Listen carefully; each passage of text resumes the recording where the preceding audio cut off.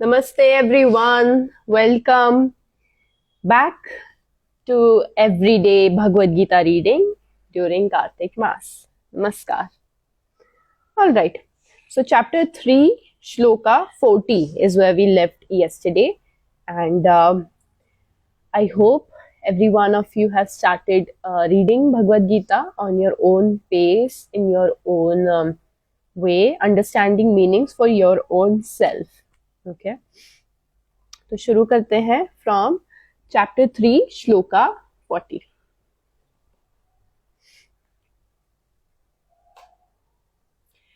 इंद्रियाणि मनोबुद्धिरस्याधिष्ठानमुच्यते ऐतैर्विर्मोहयत्येष ज्ञानमावृत्य देहिनम्। इंद्रियां, मन, बुद्धि इस काम के निवास स्थान है। इनके द्वारा यह काम जीवात्मा के वास्तविक ज्ञान को ढककर उसे मोहित कर लेता है। ओके, काम यानी जो काम की हम पिछले श्लोक में बात कर रहे थे, जब भगवान जी कहते हैं इस प्रकार ज्ञानमय जीवात्मा की शुद्ध चेतना उसके काम रूपी नित्य शत्रु से ढकी रहती है। जहां हमने डिस्कस किया था कल, काम इज द डिजायर्स। तो यहां कहा जा रहा है इंद्रियां, मन तथा बुद्धि ये इस काम के निवास स्थान है, which basically means all your senses, your mind and your brain. These are the three places जहां desires वास करती हैं। इनके द्वारा यह काम जीवात्मा के वास्तविक ज्ञान को ढककर उसे मोहित कर लेता है। Now, how important it is to understand कि हम कहते हैं desires जो है ये desires make us divert from us our path. लेकिन वो डिजायर्स होती कहाँ हैं, वो डिजायर्स को पिन पॉइंट कैसे किया जाए, तो वो भगवान जी ने श्लोक में बहुत अच्छे से एक्सप्लेन किया है कि 3 जगह हैं जहाँ काम रूपी डिजायर्स जिसे हम कह रहे हैं वो रहती हैं। द फर्स्ट प्लेस इज इंद्रियां, all your senses. The second one is your mind, मन। द थर्ड वन इज बुद्धि, योर ब्रेन और इंटेलेक्ट। तस्मात् इन्द्रियाणादो नियम्य भरतशर्भः पाप्मानं प्रजहीयोनं ज्ञान विज्ञान नाशनम।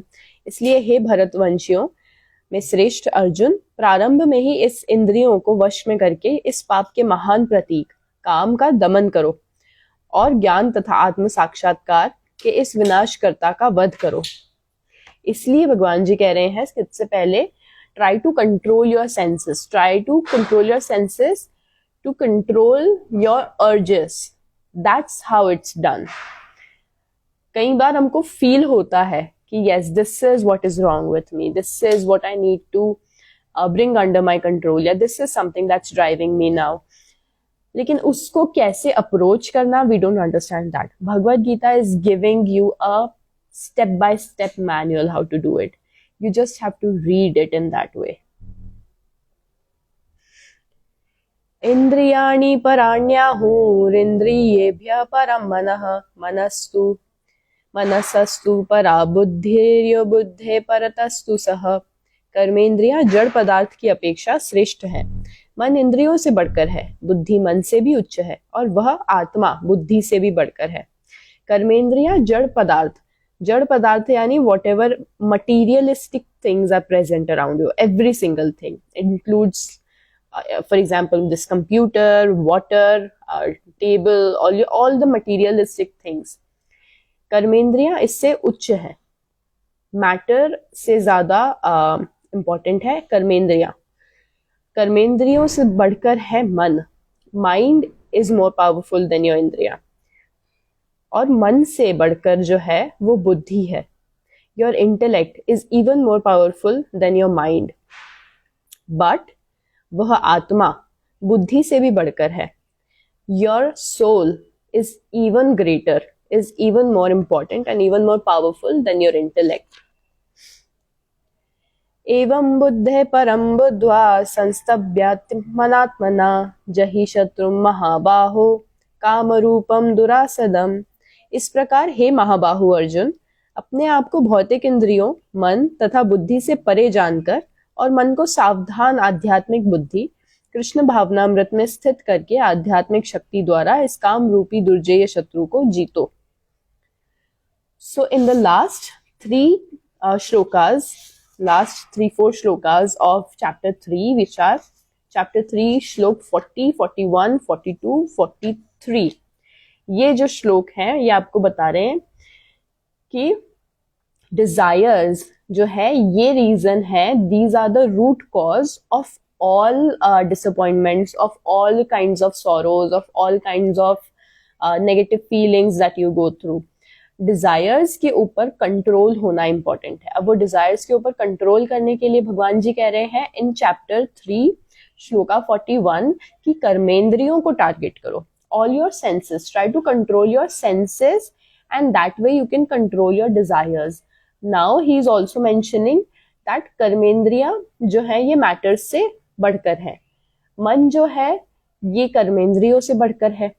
बुद्धि which basically means मन का कंट्रोल आपकी सेंसेस पर है, लेकिन इंटेलेक्ट का कंट्रोल आपके मन पर होता है, ऐसा भगवत गीता में लिखा है. और आपकी आत्मा का कंट्रोल जो है ये बाकी सभी चीजों पर होता है. आत्मा सबसे बढ़कर है.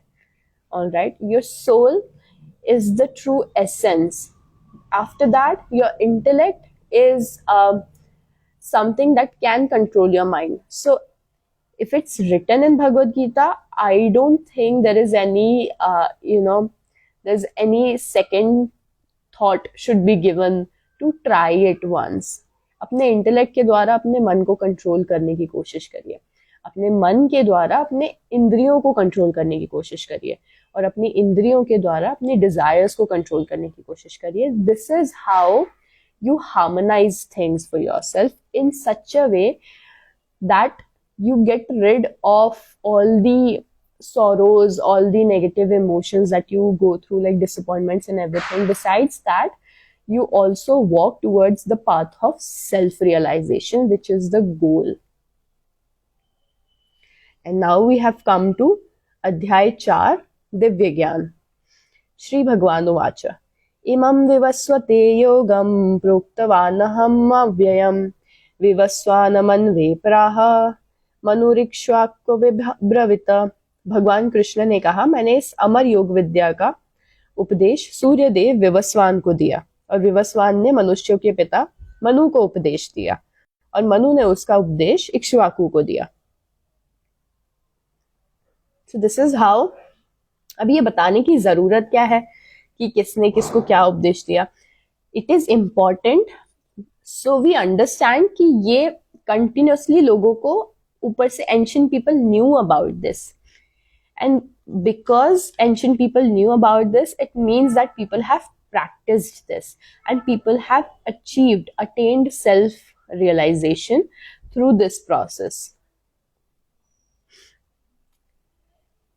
एवं परंपरा प्राप्तम एवं राजर्षयो विदुः सकाले हम हता योगो नष्ट परंतप. इस प्रकार यह परम विज्ञान गुरु परंपरा द्वारा प्राप्त किया गया और राजर्षियों ने इसी विधि से इसे समझा, किंतु काल क्रम में यह परंपरा छिन्न हो गई, अतः यह विज्ञान यथारूप में लुप्त हो गया लगता है. स एवाय मया तेद्यं योग प्रोक्त पुरातनः भक्तोऽसि मे सखा चेति रहस्यमृत तदुत्तपम्. आज मेरे द्वारा वही यह प्राचीन योग यानी परमेश्वर के साथ अपने संबंध का विज्ञान तुमसे कहा जा रहा है, क्योंकि तुम मेरे भक्त तथा मित्र हो, अतः तुम इस विज्ञान के दिव्य रहस्य को समझ सकते हो. ओके, अब यहाँ पे ये स्पेसिफिकली अर्जुन के लिए क्यों कहा गया, ये स्पेसिफिकली क्यों कहा गया अर्जुन के लिए कि क्योंकि तुम मेरे भक्त तथा मित्र हो, अतः तुम इस दिव्य विज्ञान के दिव्य रहस्य को समझ सकते हो. सो क्या ये ज्ञान सिर्फ अर्जुन के लिए है? No, it is for each and every human being on this earth. लेकिन फिर ये बोलने की क्या जरूरत है कि क्योंकि तुम मेरे भक्त तथा मित्र हो, इसका तो मतलब यही हुआ कि वो एक्सक्लूसिविटी खत्म करके इंक्लूसिविटी की बात आ गई कि जो भगवान का मित्र या भक्त नहीं है, अब हम तो उस कैटेगरी में नहीं आ रहे, हम तो अर्जुन की तरफ से की तरह नहीं है, हम तो यहाँ दूर से बैठ के केवल उनको इमेजिन करते हैं और थोड़ा सा उनकी प्रेजेंस महसूस करने के प्रयत्न करते हैं अपने अपने लेवल पे, तो फिर ये इस चीज को मेंशन करने का क्या अर्थ है यहाँ पे? What I have realized with my own experience over my past 6-7 years of reading Bhagavad Gita continuously is that when you in your heart feel devoted to whatever divine force, I feel devoted to Lord Krishna. So when you feel devoted to Krishna and when you feel like he's your friend, right? As a friend, you would actually want to understand what's going on in his mind. Because if you're just अंध भक्त, आप नहीं जानना, आपकी curiosity खत्म हो जाएगी, आप कुछ जानना ही नहीं चाहोगे कि क्या बोलना चाह रहा है बंदा, क्या कहना चाह रहा है, आप कुछ नहीं जानना चाहोगे। लेकिन जब आपके मन में वो मित्र भाव रहेगा, तब आप क्यूरियोसिटी, हाँ फिर क्या, हाँ फिर बताना, हाँ फिर क्या, अच्छा फिर ऐसे करना रहता है। Because then you understand that your friend is always the one who's trying to help you through your life, right? Your friend always wishes the best for you. You may doubt your God sometimes, but you will never doubt your friend. इसीलिए भगवद गीता के chapter 4 shloka number 3 में कहा गया है, we'll read it again, कि क्योंकि तुम मेरे भक्त तथा मित्र हो, अतः तुम इस विज्ञान के दिव्य रहस्य को समझ सकते हो। अर्जुन उवाच अपरं भवतो जन्म परं जन्म विवस्वतः कथमेतद्विजानीयाम् त्वमादौ प्रोक्तवानिति।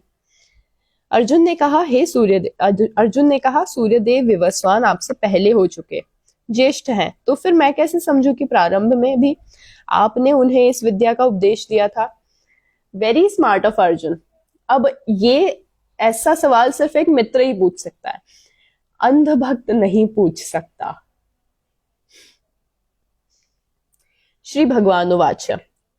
अब ये सवाल करना क्यों इंपॉर्टेंट है? क्योंकि जब तक आप ये सवाल नहीं किए, जब तक अर्जुन ने ये सवाल नहीं किया, तब तक भगवान जी ने ये जवाब भी नहीं दिया कि बहुनी में व्यातीतानि जन्मानि तव च अर्जुन तान्यहं वेद सर्वाणि न त्वं वेत्थ परम तप।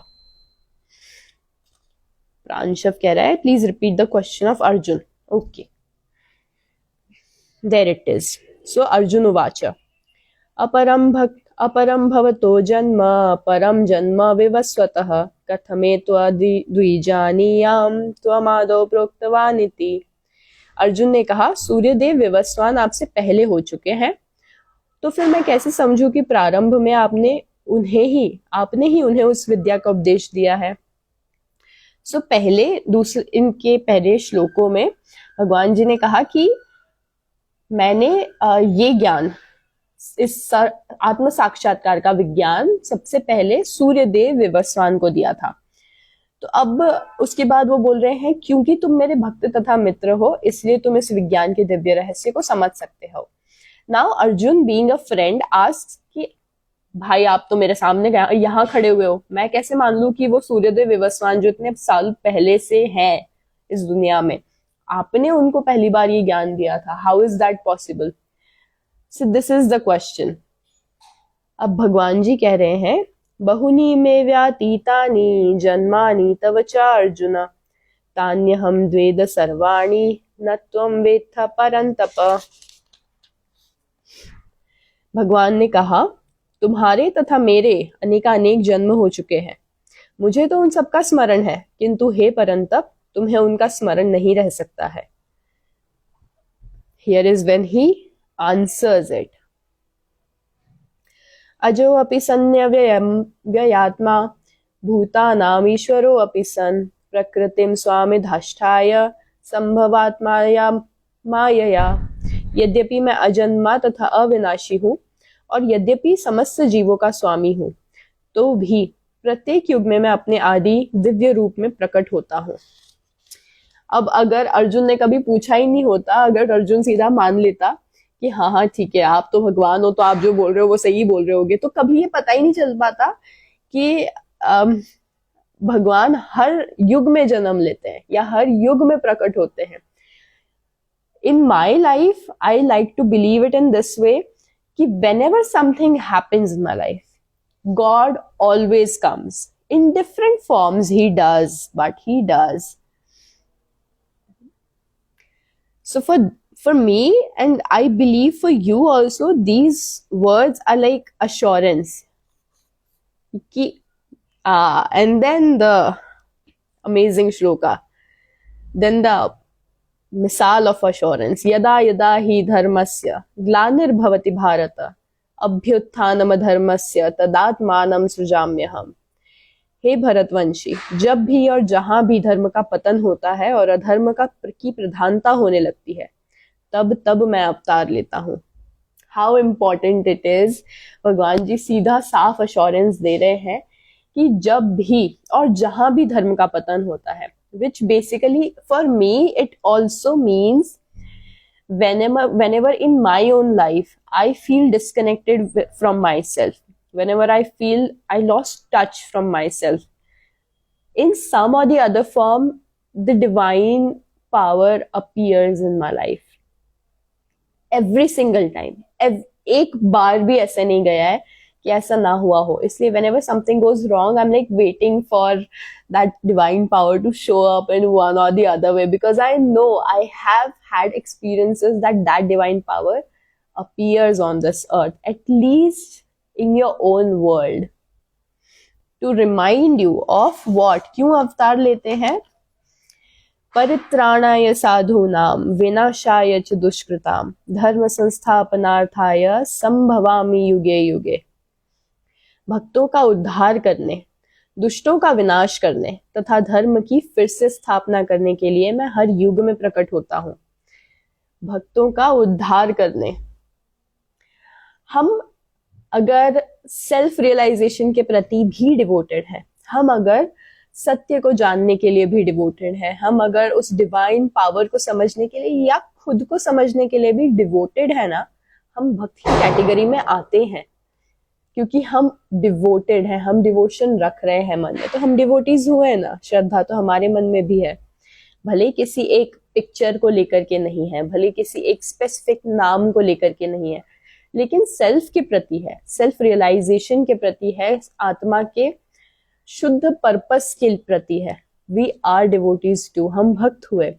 हमारा उद्धार करने के लिए वो डिवाइन पावर किसी न किसी रूप में अवतरित होती ही है, दुष्टों का विनाश करने के लिए। What ever is bad in you, what ever is toxic in your own self, तो जब आप सेल्फ रियलाइजेशन के पाथ पर चलते हो ना, दुष्टों का विनाश जो है सबसे जरूरी आपके लिए ही होता है। और वो दुष्ट जो है, वो बहुत सारे दुष्ट आपके ही रूप में, आपके ही अलग अलग फॉर्म्स में आप में ही मौजूद होते हैं। इसीलिए हम उन शैडोज को हटाते जाते हैं in a way that we start lighting them up, right? And that is the importance of reading Bhagavad Gita in such a way that it actually makes you feel that yes, you can walk your path of self-realization, you are protected and you will be helped throughout. No, you're not alone. That's very sweet of you, Pranshava. That's very sweet of you. Thank you. Okay. And the next one. Janma karma cha me divyam eva yo vetti tatvatah tyaktva deham punarjanma naiti mameti so Arjuna. हे अर्जुन, जो मेरे आविर्भाव तथा कर्मों की दिव्य प्रकृति को जानता है, वह इस शरीर को छोड़ने पर इस भौतिक संसार में पुनः जन्म नहीं लेता, अपितु मेरे सनातन धाम को प्राप्त हो जाता है। अच्छा, अब यहाँ पे सनातन धाम का मतलब सनातन धर्म से ज्यादा सनातन का क्या मतलब होता है, जो कभी खत्म नहीं होता और जो कभी शुरू नहीं हुआ, समथिंग दैट इज एवरलास्टिंग, वो उसको प्राप्त हो जाता है।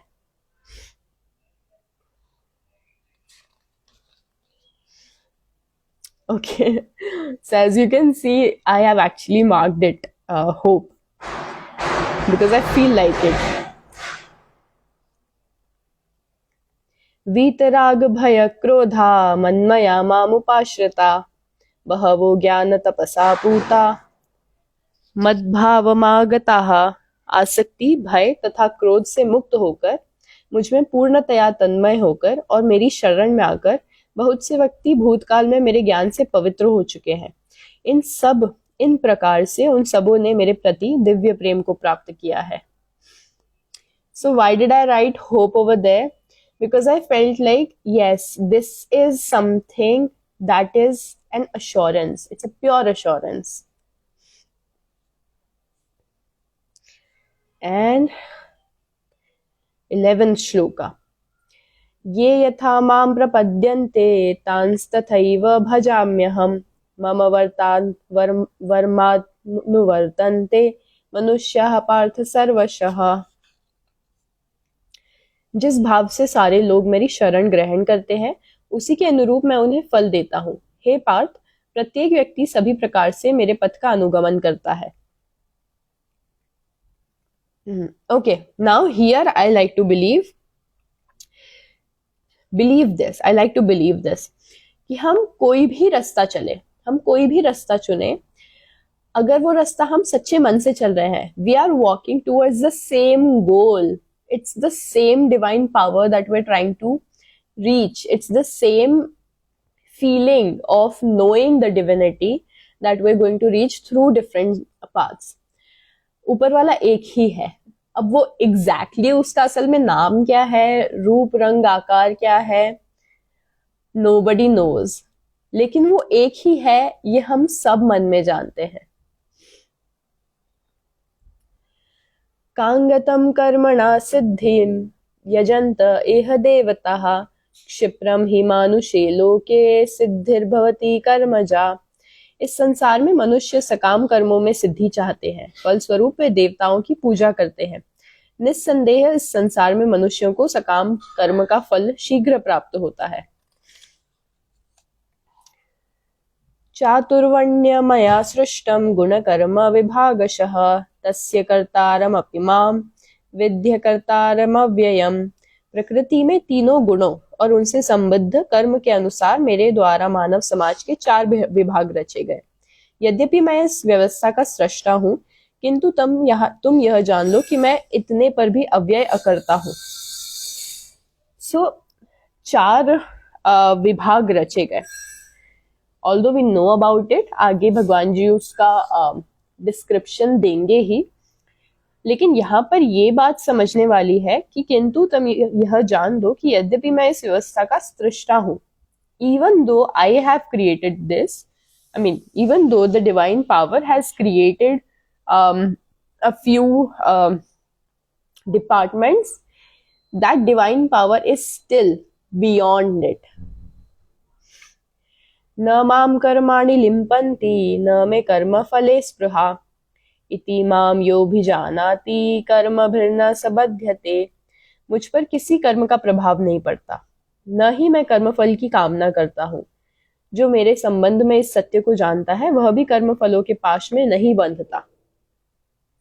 सो डिवाइन पावर या द अल्टीमेट ट्रूथ आप कैसे समझ सकते हैं? आप उसको ऐसे समझ सकते हैं कि वो जो भी होगा, वो जिस भी नाम में होगा या होंगे, एक चीज तो पक्की है कि that entity would be desireless.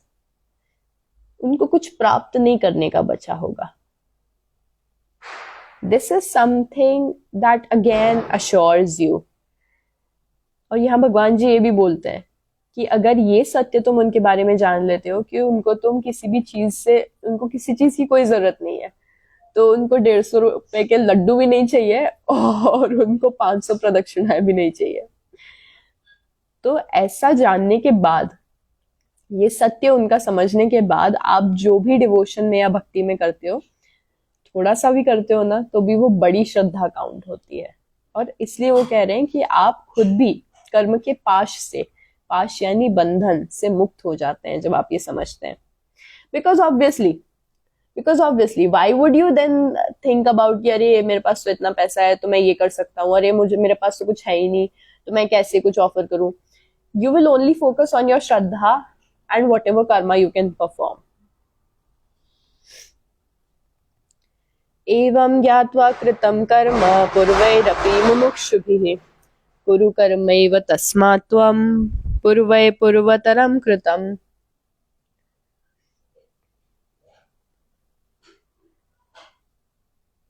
Pranshab कह रहा है, I have one question.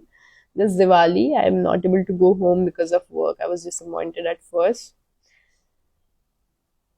but then thought this is necessary. I'm confused. How should I feel? Because some people feel it's wrong. And then he's saying, is it God's signal to me to focus on work? Well, about this, Pranshava, I think take some time. And I think more than work, we both know what is waiting for you at your home. So, मत चिंता कर ज़्यादा, बिल्कुल मत चिंता कर. I think this is a sign that you focus on yourself. Okay, let's come back to the reading. प्राचीन काल में समस्त मुक्तात्माओं ने मेरी दिव्य प्रकृति को जान करके ही कर्म किया, अतः तुम्हें चाहिए कि उनके पद चिन्हों का अनुसरण करते हुए अपने कर्मों का पालन करो. सो ये स्माइली मैंने शायद पहली या दूसरी बार की रीडिंग पे बनाया था. When I was like, so like I was seriously like, कैसे मैं अनुसरण करूं उन मुक्तात्माओं का, where will I find them? But then आगे चल करके भगवान जी खुद ही बताते हैं. भगवत गीता में तो बताते ही हैं, जीवन में भी बता देते हैं. किम कर्मेति कवयोप्यत्र मोहितः तत्ते कर्म प्रवक्ष्यामि यज्ञात्वा मोक्षसे भृताम. कर्म क्या है और अकर्म क्या है, इसे निश्चित करने में बुद्धिमान व्यक्ति भी मोहग्रस्त हो जाते हैं. अतएव मैं तुमको बताऊंगा कि कर्म क्या है, जिसे जानकर तुम सारे अशुभ से मुक्त हो सकोगे. सो यहाँ वो बोल रहे हैं कि सभी मुक्तात्माओं के द्वारा उनकी दिव्य प्रकृति को जान करके जिन्होंने भी कर्म किया है, और you should also follow them.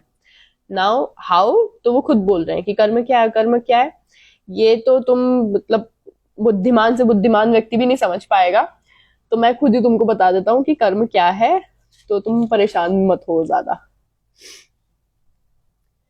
कर्मणो ह्यपि बोद्धव्यम च विकर्मणः अकर्मणश्च बोद्धव्यम गहना कर्मणो गतिः. कर्म की बारीकियों को समझना अत्यंत कठिन है, अतः मनुष्य को चाहिए कि वह ठीक से जाने कि कर्म क्या है, विकर्म क्या है, अकर्म क्या है. यहाँ पे 3 चीजों का डिस्कशन हो रहा है, कर्म, विकर्म और अकर्म. जानते हैं क्या बोल रहे हैं. कर्मण्य कर्म यह पश्येद कर्मणि च कर्म यह स बुद्धिमान मनुष्येषु सयुक्त कृत कर्म कृत. जो मनुष्य कर्म में अकर्म और अकर्म में कर्म देखता है, वह सभी मनुष्यों में बुद्धिमान है और सब प्रकार के कर्मों में प्रवृत्त रहकर भी दिव्य स्थिति में रहता है. ऑल राइट, तो कौन कौन यहाँ पे कंफ्यूज हुआ? that is going to tell me that you guys were listening. जो मनुष्य कर्म में अकर्म और अकर्म में कर्म देखता है, वह सभी मनुष्यों में बुद्धिमान है और सब प्रकार के कर्मों में प्रवृत्त रहकर भी दिव्य स्थिति में रहता है. ये एग्जैक्ट चीज जो है आपको कई तरह से इंस्टाग्राम के मीम्स में भी पढ़ने मिली ही होगी. अंडरस्टैंड इट इन दिस वे. मैंने अपने एक्सपीरियंस से जो समझा है उस तरह से मैं आपको वो चीज शेयर करने की कोशिश करती हूँ. ओके, जो मनुष्य कर्म में अकर्म देखता है, आप जो भी कर रहे हो उससे आप डिटैच रह के वो कर्म करो, राइट. और अकर्म में कर्म देखता है, even though you are not doing anything, still you are. जैसे हमने कल डिस्कस किया था कि अगर आप आपका धर्म या आपका कर्तव्य पालन नहीं कर रहे हो तो भी वो बैड कर्मा में आएगा. आपको उसके लिए किसी की हानि करने की आवश्यकता नहीं है ऑन पर्पस, लेकिन अगर आपको जो करना चाहिए वो आप नहीं कर रहे हो तो आपके बैड कर्मा में ही प्लस होता जाएगा. This is what he is saying.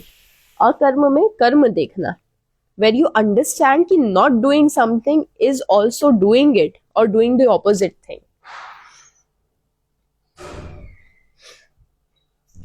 यस्य सर्वे समारंभा काम संकल्प वर्जिताः ज्ञानाग्निदग्धकर्माणं तमाहु पंडितम बुधाः. ओके, जिस व्यक्ति का प्रत्येक प्रयास इंद्रिय तृप्ति की कामना से रहित होता है उसे पूर्ण ज्ञानी समझा जाता है. उसे ही साधु पुरुष ऐसा करता कहा जाता है जिसने पूर्ण ज्ञान की अग्नि से कर्म फलों को भस्मसात कर दिया है. I would like to have your attention over here. ठीक है, यहाँ पर exactly बताया गया है कर्म क्या है, अकर्म क्या है, विकर्म क्या है. और चलो कर्म अकर्म विकर्म अपन साइड में रख देते हैं. कर्मा क्या है, लाइक व्हाट इज कर्मा. जिस व्यक्ति का प्रत्येक प्रयास इंद्रिय तृप्ति की कामना से रहित होता है उसे ही पूर्ण ज्ञानी समझा जाता है. उसे ही साधु पुरुष ऐसा करता कहते हैं जिसने पूर्ण ज्ञान की अग्नि में कर्म फलों को भस्मसात कर दिया है. त्यक्त्वा कर्म फलासंगम नित्य तृप्तो निराशयः कर्मण्यभिवृतो नैव किंचित करोति सः. अपने कर्म फलों की सारी आसक्ति को त्याग कर सदैव संतुष्ट तथा स्वतंत्र रहकर भी वह सभी प्रकार के कार्यों में व्यस्त रहकर भी कोई सकाम कर्म नहीं करता है. ओके, तो अभी वो कह रहे हैं कि कर्म अकर्म विकर्म को समझे. कर्म को ऐसे समझे कि जब आप कुछ नहीं भी कर रहे हो तब भी आप कुछ कर रहे हो. इस तरह आप अकर्म में भी कर्म ढूंढ लेते हो. कर्म में अकर्म आप कैसे ढूंढते हो कि अगर मैं कुछ कर भी रहा हूं या अगर मैं कुछ कर भी रही हूं तो भी वो मैं नहीं कर रही हूं या फिर उसके लिए मेरे मन में कोई बैक ऑफ द माइंड कोई पर्सनल एजेंडा नहीं है. नेक्स्ट श्लोक में वो बोल रहे हैं जिस व्यक्ति का प्रत्येक प्रयास इंद्रिय तृप्ति की कामना से रहित होता है.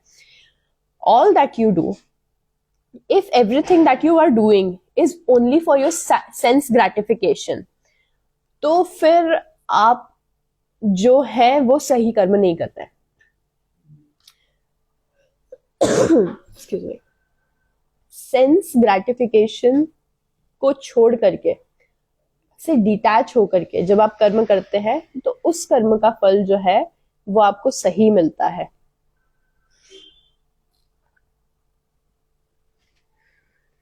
निराशीर्यत चित्तात्मा त्यक्त सर्व परिग्रहः शारीरम केवलम कर्म कुर्वान्नो प्रोनोति किल्मिषम्.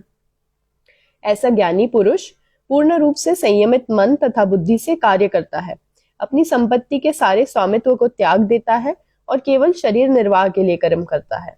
इस तरह कार्य करता हुआ वह पाप रूपी फलों से प्रभावित नहीं होता.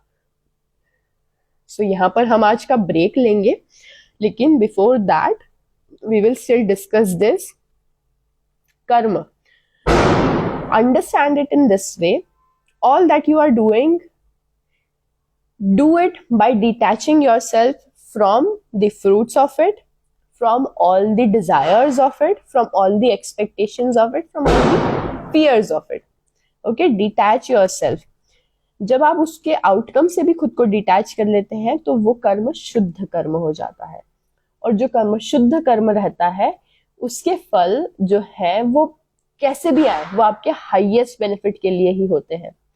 लेकिन उसी के कॉन्ट्ररी यदि इंद्रिय तृप्ति के लिए, सेंस ग्रेटिफिकेशन के लिए कोई कर्म किया जाता है, आउटकम को देखते हुए, calculation is different, but like being attached to all the desires, being attached to the expectations, being attached to the fear, वो कर्म वही मैला हो जाता है, कंटामिनेट हो जाता है और ऐसे कर्मों का आपको पाप लगता है. This is where he is saying कि अपने मन को संयमित करके बुद्धि से जो व्यक्ति कार्य करता है, अपनी संपत्ति के सारे स्वामित्व को त्याग देता है और केवल शरीर निर्वाह के लिए कर्म करता है, which basically means only to sustain and not to gain any higher benefit in a way कि ज्यादा लालच किए बिना जो व्यक्ति कर्म करता है with harmony in his mind, with peace in his mind, तो वो व्यक्ति जो है उन कर्म फलों से प्रभावित नहीं होता है.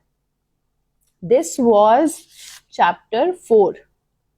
Okay, shloka 1 to 21 we have read today. And we'll continue tomorrow. आज जो हमने कर्म के बारे में पढ़ा समझा जाना, I would want you all to go through the pages at least once. This is going to immensely help you in your own spiritual journey. All right, see you all tomorrow. बाकी I hope Diwali की तैयारियां सबकी बढ़िया चल रही हैं, and I am planning to do something on the Lakshmi पूजन day.